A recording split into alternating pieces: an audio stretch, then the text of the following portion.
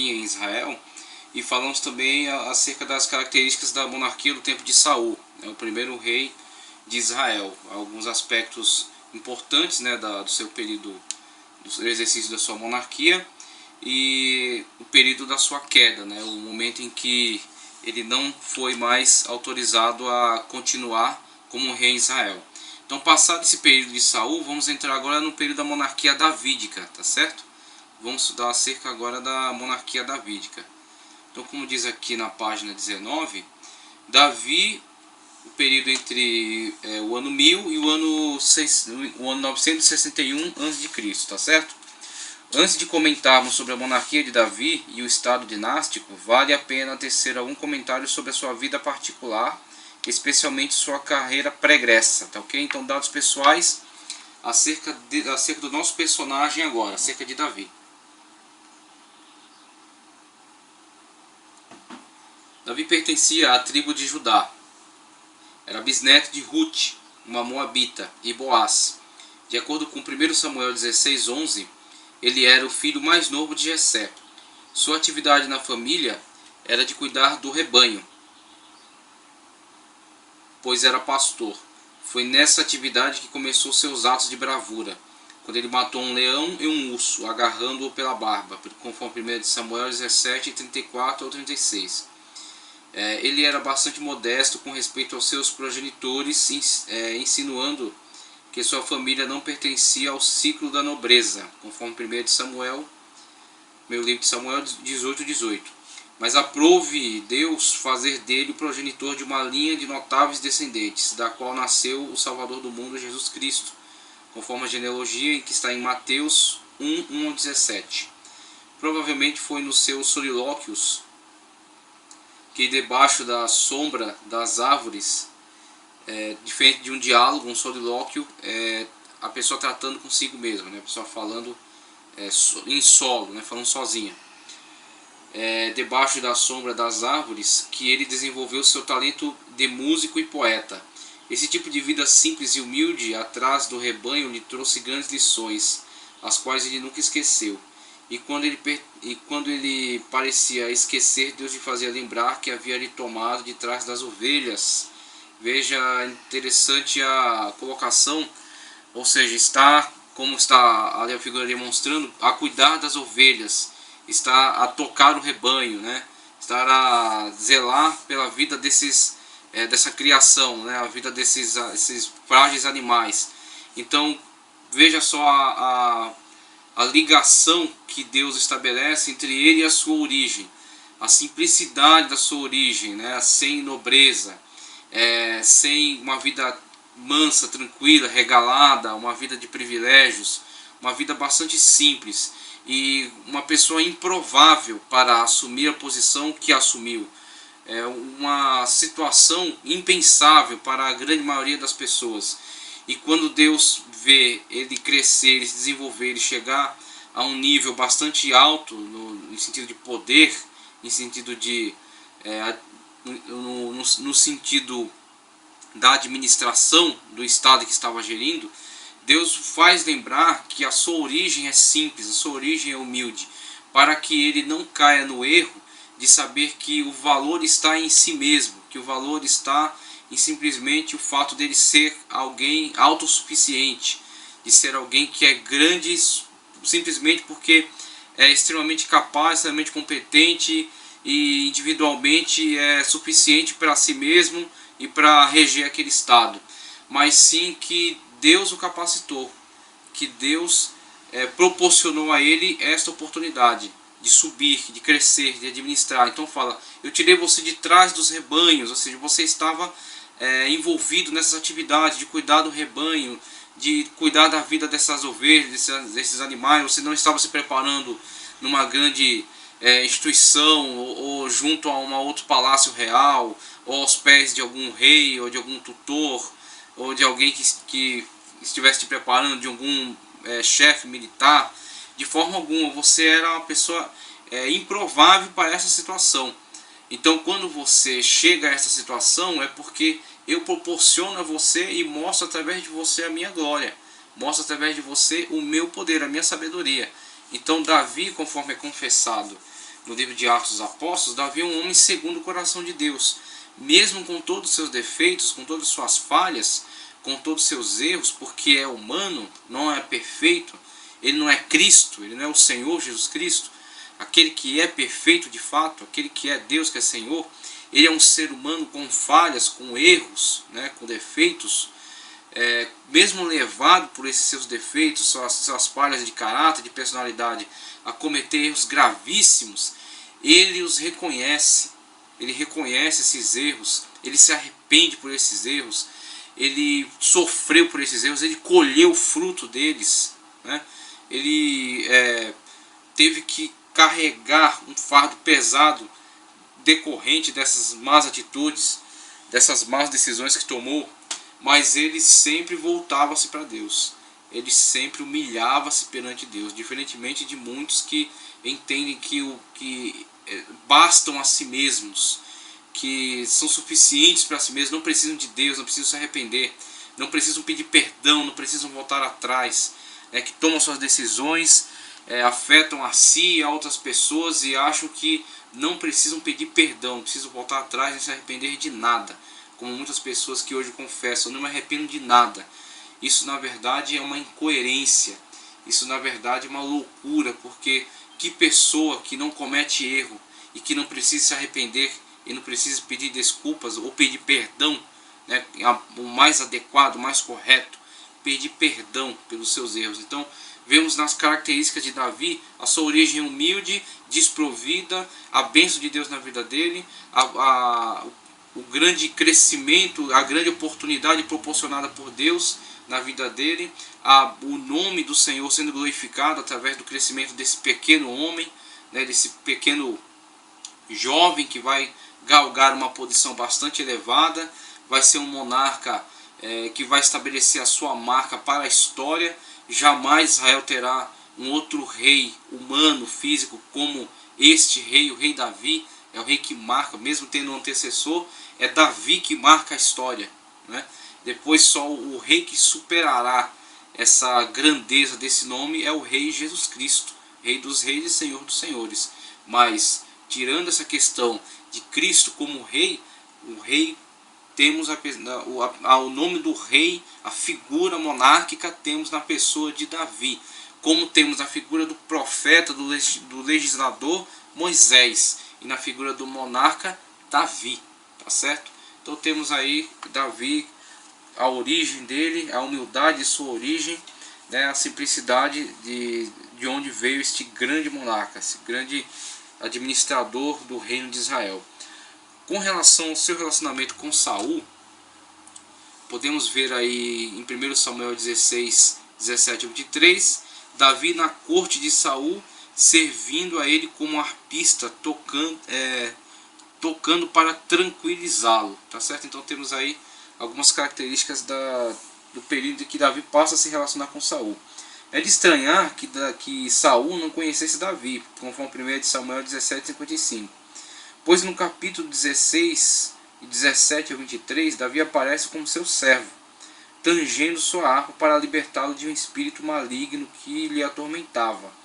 Mas é bem possível que o autor do texto sagrado antecipou o registro, e Davi só começou a trabalhar para Saul após a vitória sobre o gigante Golias. Mas pode ser também que Saul conhecesse antes, mas não da mesma forma como ele passou a conhecê-lo agora, visto que antes Davi era apenas um arpista sem nenhuma importância. Então tem essas duas hipóteses levantadas aqui de forma muito sábia pelo teólogo, pastor Expedito Marinho, no sentido de a possibilidade de haver uma antecipação da narrativa por parte aqui do cronista, que desenvolveu os textos aqui de 1 Samuel, ele ter antecipado a narrativa acerca da presença de Davi na corte, mas que cronologicamente seria uma narrativa presente na história depois do evento de Golias. É possível que tenha havido aí uma desordem no sentido cronológico, aí, ter sido antecipada a narrativa de algo que só acontecerá depois da derrota de Golias. Mas também há a possibilidade de estar cronologicamente correto, de Davi ter de fato trabalhado para Saul antes daquela situação de Golias, ter trabalhado como arpista dentro da corte de Saul, e como arpista, né, desenvolvendo esse tipo de tarefa, e ainda mais diante daquilo que nos é informado acerca de Saul, pelo fato dele estar sob possessão demoníaca, é possível que Saul não tivesse tido qualquer conhecimento ou não tivesse dado qualquer importância àquela figura daquele jovem tocando uma harpa, que simplesmente fosse alguém que ao tocar o tranquilizava e isso bastava para ele, não importando o nome daquela pessoa ou qualquer outro tipo de informação. Então, quando esta mesma pessoa, que é Davi, que é o arpista daquela situação, em outro momento encontra-se com Saul a partir dessa situação em que ele derrota o gigante Golias, que estava afrontando o reino de Israel, estava afrontando a monarquia, e principalmente o motivo pelo qual Davi se engajou naquela batalha, estava insultando o Senhor Jeová, estava insultando o Deus Todo-Poderoso de Israel. Então Davi, motivado primeiramente pela questão de Deus, né, a defesa, né, da apologia do seu Deus, e também com um motivo bastante prático, bastante humano, da recompensa que estava prometida para aquele que derrotasse aquele guerreiro. Então temos aí duas motivações bastante fortes, bastante interessantes, que mexem com a crença deste jovem, com a crença nele, no seu Deus, no seu Senhor, né? E também envolve a questão da perspectiva de futuro, a perspectiva de recompensa, uma boa recompensa, casar-se com a filha do rei, ter a sua família isenta de impostos a partir do enfrentamento daquele gigante. Agora veja bem, somente um motivo prático financeiro não levaria, não arrastaria ele para dentro de uma situação dessas, porque a briga, a peleja ali foi de extrema desproporcionalidade. Havia de um lado um homem experimentado nas batalhas, um filisteu, um homem que cresceu com a guerra, um homem de porte muito mais avantajado, de experiência militar e com armas muito bem, muito mais letais, né, com armas muito mais letais, armas muito adequadas para aquela situação, para aquela batalha. E do outro lado um jovem inexperiente, né, de idade tenra, tá certo? Sem experiência militar nenhuma, apesar que ele alega para si essas questões, né, que ele teve quando cuidava do rebanho, em que ele enfrenta um leão, em que ele enfrenta um urso, com certeza situações que Deus preparou mesmo para ele, visando este momento, visando essa situação, despertar nele essa coisa aguerrida, né? Despertar nele essa valentia, essa coragem, essa intrepidez, né, diante da ameaça. Mas vemos aí, são situações particulares dele, que as pessoas não poderiam comprovar isso.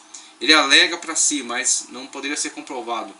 E temos aí então uma pessoa de idade tenra, sem experiência militar, sem armas, sem porte adequado, completamente desproporcional. Um embate completamente desproporcional. Então só a questão prática não arrastaria para dentro dessa peleja, senão uma motivação maior e mais profunda. Uma motivação que mexesse com as bases do sentimento dele de revolta, né?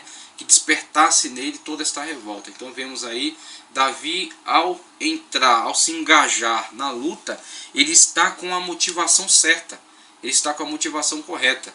O gigante Golias o insulta, né? Eu sou por acaso alguém que manda um cão para me afugentar, né? Chama ele de pessoa incompetente, incapaz para aquela situação, de pessoa incapaz para aquela. Ele diz que é humilhante para ele receber tal oponente, né? Apresentarem a ele tal oponente. Mas aí você vê a motivação que Davi apresenta: tu vês contra mim com espada e com lança, eu vou contra ti em nome do Senhor dos Exércitos. Veja que se não houver a motivação adequada, não há possibilidade deste embate. Davi está com a motivação correta, Davi está com a motivação certa. Mesmo com as questões práticas dos benefícios, das vantagens, isso não sustentaria, não inflamaria nele esse desejo da vitória, senão uma questão que envolvesse algo muito mais profundo, algo muito mais íntimo, algo do seu âmago, né? No sentido de este homem está desafiando a sua fé, está desafiando o seu Deus, está desafiando a sua crença. E com isso ele vai contra este homem em nome do Senhor dos Exércitos e reafirma então a verdade do seu Deus, a verdade do seu Senhor. Então temos aí a possibilidade de que Saul de fato não desse qualquer importância a ele, não conhecesse nesse sentido. Não que não o tenha visto, mas que não tenha dado qualquer importância a ele. Só a partir desse embate com Golias é que Davi torna-se relevante para Saul. Só que ao mesmo tempo que Davi torna-se relevante para Saul, isso traz alguns problemas para Davi, porque Saul, uma pessoa instável que era, uma personalidade, um caráter mal formado que tinha, né, um caráter fraco diante das situações adversas, ver Davi entrar na sua corte e começar a ganhar uma certa proporção de importância, né? Começa a ocupar um espaço um tanto elevado, né? Começa a ocupar a mente das pessoas, começa a ser o personagem principal daquela situação. Saul, diante disso, vê-se inseguro, vê-se bastante inseguro, vê-se com risco de perder o seu lugar, com risco de perder a sua autoridade, o seu poder, né? E estabelecer a sua dinastia, que sempre foi a ideia da cabeça dele. Estabelecer dinastia, o primeiro monarca, e estabelecendo dinastia que continuasse para sempre. Jamais que a sua casa fosse tirada do poder, né? da monarquia. E quando ele vê esse jovem entrar na sua vida e começar a crescer dentro da sua corte, debaixo da sua barba, isso afeta o seu caráter, que é frágil. Os ciúmes que ele desperta, a inveja, né? o desejo de assassinato, de tirar aquele homem do caminho de qualquer forma. E então quando Saul começa a atacar Davi, de tal forma que em algum momento ele joga um dardo contra Davi, que esquiva-se com agilidade e foge de Saul. Então começamos a ver aí, a partir desse envolvimento, problemas que Saul passa a ter dentro da corte, Davi passa a ter dentro da corte de Saul, tá certo? Então temos aqui, por exemplo, no ponto 3, o duelo de Davi com o gigante Golias, e o segundo parágrafo diz: após a vitória de Davi sobre Golias, trazendo uma fragorosa vitória sobre os filisteus, em vez de estar feliz, Saul se mostrou aborrecido, pois a atenção do povo, especialmente das mulheres, voltou para Davi, conforme 1 Samuel 18:7. Desse dia em diante, Saul fez um propósito no seu coração de matar Davi, conforme 1 Samuel 18:8 a 17. Toda aquela simpatia que Saul sentia por Davi transformou-se em ódio. E daí para frente, toda a sua vida foi perseguindo Davi para matá-lo. Nem mesmo a grande amizade que Davi tinha com Jonatas, filho de Saul, foi capaz de amenizar o ódio que Saul tinha contra ele. E a fuga tornou-se uma solução. Então vemos aí, a partir da situação em que Davi vence o gigante Golias, passa a participar da corte de Saul, passa a ser amigo de Jonatas, tá certo? Então está bastante envolvido dentro da vida, dentro do ambiente de Saul, mas isso desperta os ciúmes intensos de Saul. E diante dessa perseguição, Davi é obrigado a fugir e refugiar-se junto aos filisteus. E nessa ocasião da fuga é que temos, por exemplo, o momento em que, fugindo de Saul perseguindo Davi intensamente, ele só vai interromper essa fuga, inclusive, diante dos ataques dos filisteus. Então, diante de um ataque muito sério dos filisteus a Israel, Saul interrompe esta fuga contra Davi, que havia empreendido para matá-lo. E um evento que acontece muito interessante, que demonstra muito a distância abissal que há entre o caráter de Saul, o fraco caráter de Saul, e o nobre caráter de Davi. Vemos, por exemplo, numa caverna em que Saul havia entrado, Davi estava nessa caverna escondido, e Saul, estando distraído naquela caverna, Davi aproveita-se e corta a orla de seu manto. Corta um pedaço, guarda consigo. Ao Saul deixar a caverna, ele apresenta-se num lugar elevado e mostra a prova de que Saul esteve nas suas mãos. Só que ele, ao mesmo tempo que Saul esteve nas suas mãos e que um conselheiro de Davi